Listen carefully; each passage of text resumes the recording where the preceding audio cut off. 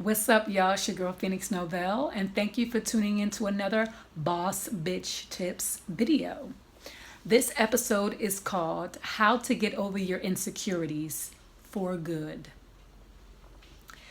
Now, this is basically what I found for myself to be something that honestly has been very useful.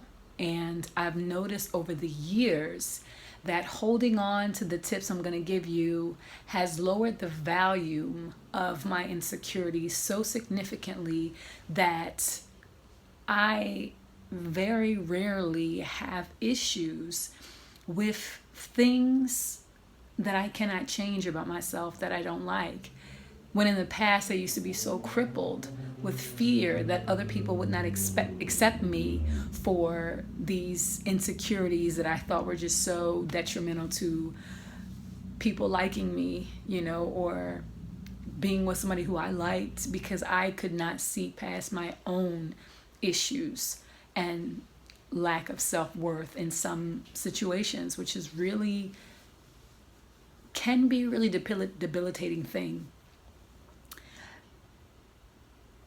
Look, I'm not going to say that you can't be one of those people who decide to actually transform yourself physically and find success with that, because there are some people who get plastic surgery and get all these things done when we're talking about these physical insecurities.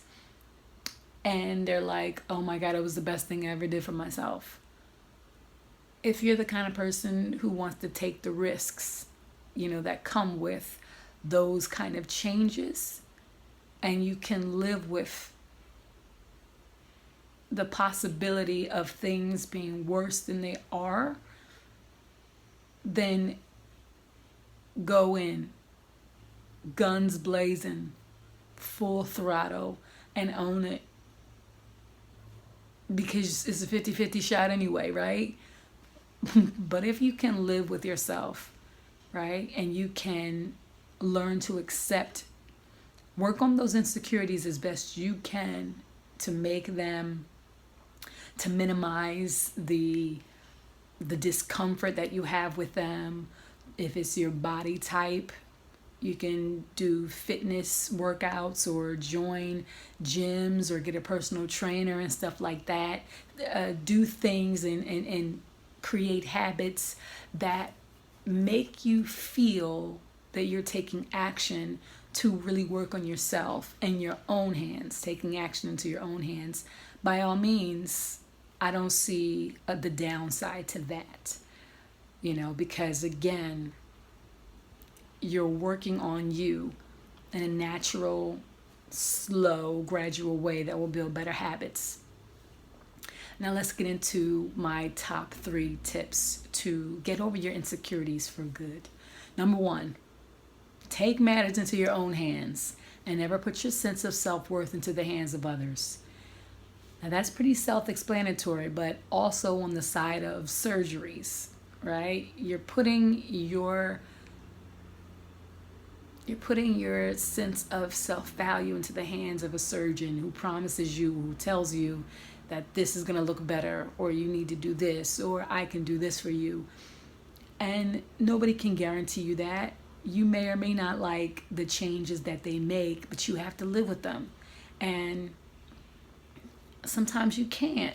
Sometimes you wish you could go back to that issue that you thought was an issue until you had this issue now that is clearly an issue, right? Because now you have to deal with the fact that you actually tried to fix it and failed, right? And then now you spend all this money for an issue that may or may not have been corrected. Not everybody's going to get to the point where they just love what they look like and love the body that they were born in. And I'm not saying that you have to, because I don't love every single thing about me, right? I love the essence of who I am. I love the idea of the purpose that I have. I love my energy in this world and the intention that I have to be a certain person.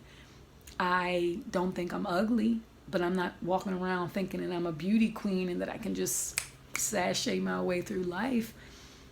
But I also have come to accept the things about myself that I am not crazy about, but I can live with, you know? My nose, right? When I was younger, I actually had something fall on the bridge of my nose right here. And nobody ever, my parents never, I guess, as it was, I was young, so I guess as it was, my nose was forming or shaping, it wasn't something that they thought, oh, well, we might need to go have her nose set. I don't think my nose was ever broken, but I mean, it was something really, really hard fell on it, you know, and so I think it caused it to shape in a way that was not how it was supposed to shape. And I've been made fun of before because of it. I've never wanted to get surgery, which is crazy. Like I never was like, because I never really felt like it was, I don't have one of those noses where it's like, you know, it's like, whoa, but it's not straight, you know? And so it's never really bothered me to the point where I said, I'm going to spend all this, not even all this money, but I'm going to actually go under the knife to try to fix it or correct it. Like, I don't believe that the things I desire in life are determined to come to me by fixing my nose. And maybe some people do, right? But if you do, you have to understand that there's a possibility that once you make these corrections that you think are just so, you know, so much of a burden and something that's keeping you away from what you want, there's a possibility that you still won't get the things that you think, you know, are going to come to you. And you have to live with that, right? So take matters into your own hands and say, I am okay with my imperfections.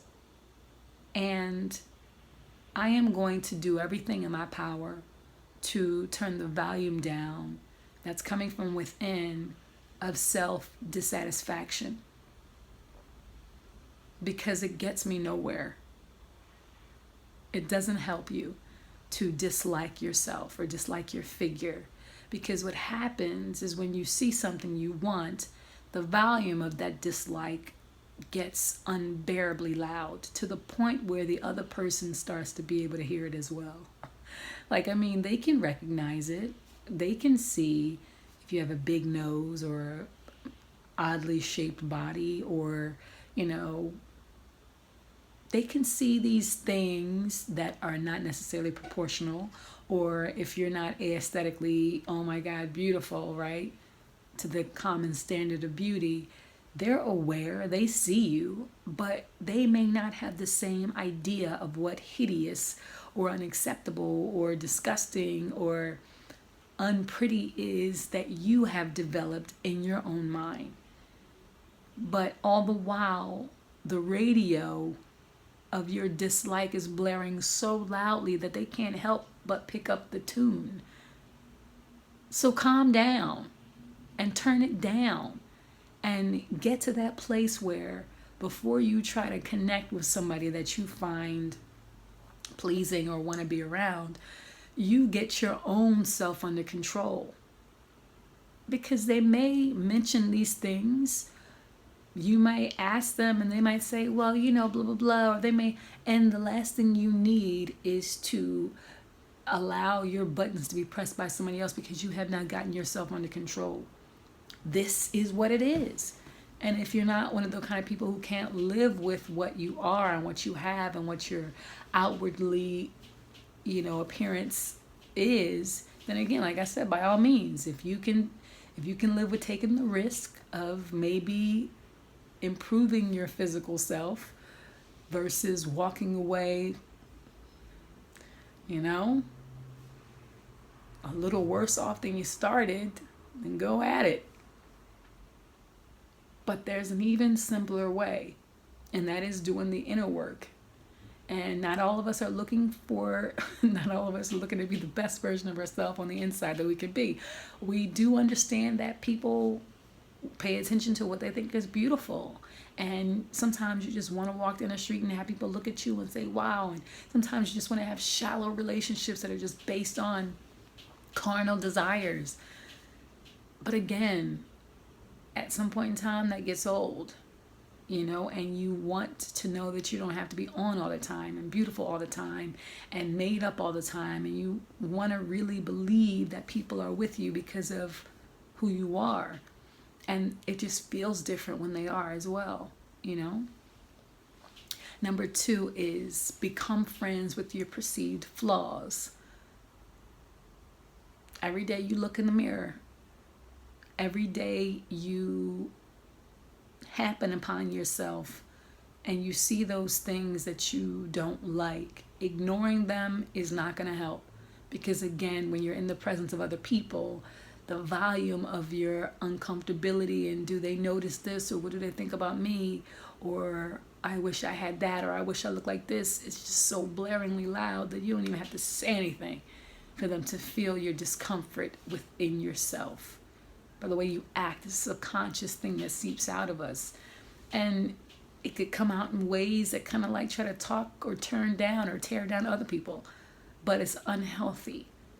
And it's unhealthy not only for you, but the people who your energy touches. I'm not saying that you have to lie to yourself and convince yourself that you love everything that you do not love. But I'm saying this is it. This is what you are when you're looking in the mirror. This is what you see. So accept it and learn to embrace it. And it's a part of you. And think about the fact that, okay, I'm alive. I'm functioning. Forget what doesn't work and what isn't necessarily, oh my God, amazing, but that you're alive and you're functioning and that you're going to be here on purpose. So embrace it on purpose and take it easy on yourself, and understand and remember that if you want to learn how to really love somebody unconditionally, you first need to know what it's like to love yourself unconditionally. Because not a lot of us do, right? A lot of us are so hard on ourselves to be a certain way that when we don't live up to what that looks like or feels like, we can't understand how anybody else would love us. And it's really sad, because I used to be that way as well. I could not see past my own insecurities. So I couldn't feel real love. How could you love somebody like this? How could you love me, flaws and all? What's wrong with you? And this person was they didn't see me through the lenses in which I saw myself. And instead of me appreciating that, I saw it as their weakness. So again, become friends with your perceived flaws, because when you do, you realize that they aren't as bad as you imagine them to be. And the people who actually gravitate towards you are people that gravitate towards you because of more than what you look like. Number 3, this is the final one. Cement the fact that even the idea of perfection in your mind gets older and dies. And as much as we're chasing this idea of what we could look like, or what life would be like if we had this, or look like this, or talk like this, or act like this, understand that we're living, everything is mortal. This experience is mortal. You're a kid and you grow into a young adult, and then you're an adult, and then you're an old person. And every day you're making memories. Every day you're dying, and even the idea of what life could be like for you, it has an expiration date. It's even if you were that version of yourself, you could never remain that version of yourself. So the ideal perfect person that you think, oh my God, if I look like this person, if I have what they have, even they are dealing with the idea that life is not unending. And keep people, keep this experience as human as possible. There is no guarantee of tomorrow at all for the beautiful and the not so beautiful, inside or outside. So, what you can do is be you on purpose, inside and outside. And if a person has a problem with what you are, inside or outside, then they have to face their own sense of what's valuable and what's not and who they are. And you have to be willing to allow them to do that. Give them the room to do that, because when you are okay with yourself, you're not going to be around people who make you feel like you're not good enough for them. It's just the way it is. And you're going to want to spend time with people who make you feel valuable, as well as who won't tolerate you making them not feel valuable. But it starts from within. And insecurities are something that we're in control over, which I think is liberating. I remember working at a job where one of my coworkers, I had already had thoughts about her level of attraction. I didn't necessarily find that she was like gorgeous per se, but she was funny, and I thought she had a nice figure. And she would talk about, we would just talk about boys, and we would talk about life and everything. And this one day she just got real. She just got real and was like, I don't think I'm attractive, I think my head's too big, I think this and I think that, or whatever. And I didn't sit there and say to her, no, I don't think that this and that, because honestly, I did agree with some of the things that she was saying aesthetically, but those were just observations. It didn't change the fact that I thought that she was a great conversationalist, and that she was funny as hell, and that we got along really well. That didn't stop me from hanging with her because she wasn't in love with what she looked like. But it was a heaviness and a weight on me. But I wasn't going to sit there and lie and pretend that I thought she was beautiful, right? Because I didn't personally, and it's okay. But that just goes to show you that people aren't always hanging out with you and spending time with you because they think that your outside is pleasing. Sometimes they actually enjoy your company, and those are the people who you actually want to spend time with. Those are the people who you should encourage to be in your life. People who are not like, well, if your hair was like this, I'd hang with you. Or if you looked like this, we could be better friends. Like that is, there's no value in that unless you're shallow yourself and that's what you think is valuable. But again, there's not a lot of power there, when you're chasing that kind of surfaceness. You're running against the clock, because like I said, everything has a shelf life. Everything ends. And so during this time that you have the energy to meet new people and build new relationships and actually grow substance with people, you want to develop real concrete friendships that mean something, right? And even your idea of perfection, we're all humans and we all have our own idea of what our insecurities are and our flaws. So don't assume that being a certain way or looking a certain way or having a certain thing is going to make you happier. Sometimes for people who are the standard of beauty, sometimes it's a curse for them because they feel like everybody's like clawing at them to get a piece of them and to boost their ego by being around them. So it's not just always easier. And again, this girl breaking down to me I haven't spoken to her in a long time since I left that job. I don't know if she resolved her issues with her aesthetics. I don't know if she got plastic surgery for the areas of contention she had when it comes to the way she looked. I don't know if she fell in love and got married to somebody who loves everything about her. But in that moment, I realized how depressing it can be to not like what you see looking back at you in the mirror. There's no power there.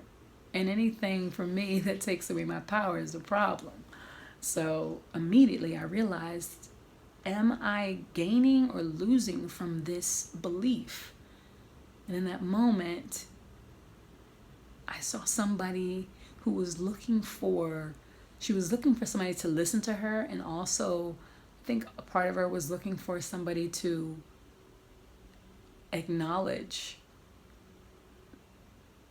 these shortcomings. And I didn't acknowledge them. I just didn't say, no. I think I was like, look, we all have things that we don't like about ourselves, but that's no reason to be so emotional. I don't think I was as articulate as I am now in really pinpointing it, but I think she might have had an experience at the time, with a guy who she felt like it was just an intimate thing and didn't really want something more, and so it pressed on her wounds and her scabs and unhealed issues of her own self-worth not being what it could have been. And so it came up, and then she's probably trying to make sense of it. Oh, because I have this, and I'm just looking at it like, those are things that you have to resolve within yourself, and these are things that we have to resolve within ourselves. And the easiest way to resolve them is to become friends with them, because it's what you see when you look in the mirror, and you want to see something that you are okay with seeing. And it might just be you taking every day one thing at a time and learning more about the body, learning more how to accentuate your beauty and to mitigate or minimize your flaws, or to fix them in a natural way, whereas though you're always in control. It's up to you. But these are the tips that I find useful when it comes to lowering the value of my insecurities and staying on top of them so that they don't dominate me and my reality.